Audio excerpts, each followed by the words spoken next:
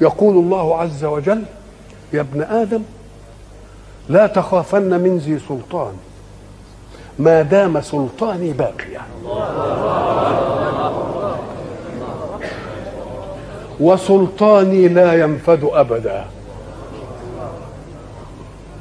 يا ابن آدم لا تخشى من ضيق الرزق، وخزائني ملآنة وخزائني لا تنفد أبدا.